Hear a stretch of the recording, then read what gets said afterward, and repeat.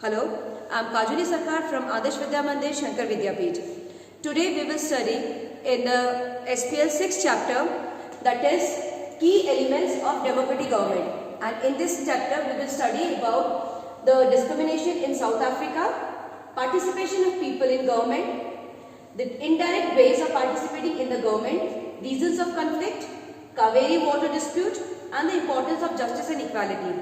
And all this topic we will study with the help of this smart board. So let's start.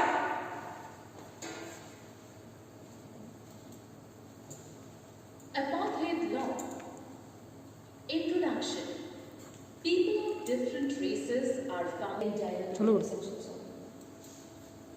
Indians who came there as laborers and whites who came to settle. Apartheid law. Apartheid law is defined as the separation of people on the basis of their race. Earlier South African people were divided into white, black, Indian, other colored races. South Africa was earlier governed by apartheid law, according to which whites, blacks, Indians, and colored races were not permitted to interact with each other, to live near each other, or even to use common facilities. Life under apartheid law. Every race had separate hospitals, ambulances, trains, buses, and bus stops. White people enjoyed well-equipped facilities, while other people did not have proper facilities. Non-whites were not allowed to vote. The worst available land was given to non-whites, while the best land in the country was reserved for whites. Nelson Mandela and a group of people from the African National Congress led the struggle against apartheid and fought the apartheid system for several years. In 1994, South Africa became a democratic country in which people of all races were considered equal. Participation in government.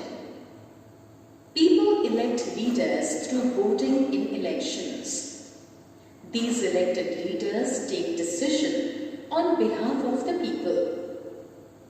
Before taking any decision, the elected members keep in mind the voices and interests of the people. All the governments are elected for fixed period. Example, in India, government is elected for a period of 5 years. The power of the government gets limited by regular election. After the completion of period of the government, elections are conducted to elect the new government. Other ways of participating. In India, elections are held once in every 5 years. Apart from voting, there are several ways of participating in the process of government.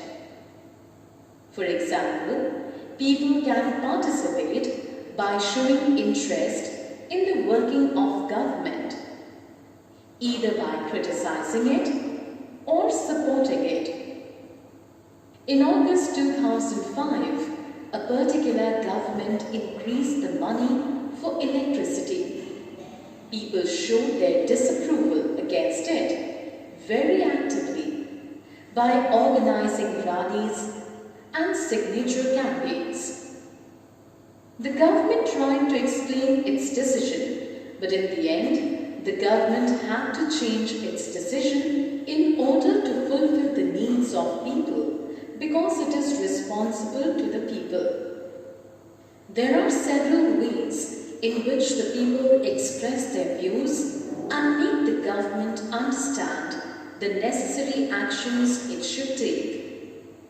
Ways in which people express their views are dharnas, rallies, strikes, signature campaigns, newspapers, magazines, Television. Democracy allows people to participate in government, but all sections of people do not enjoy democracy. People show their participation by organizing social movements in order to challenge the government and its functioning. Awareness and interest of the people in how the country runs makes the democratic character of the government of that country stronger. Conflicts. Need to resolve conflicts. Disputes take place when people of different culture, regions, economic background, or religions do not get along with each other.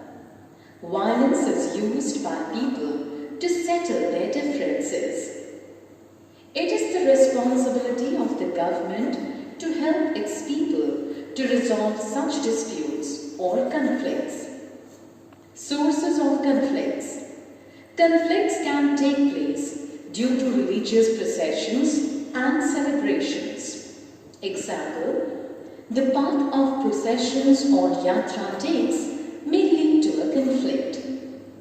The government and the police play an important role in getting the leader of concerned communities to meet and resolve the problem. It is the responsibility of the people to ensure that violence like throwing of stones or disruption of procession does not take place. Conflicts between states occur due to rivers. Example, a river begins in one state, flows across another, and ends in the third state.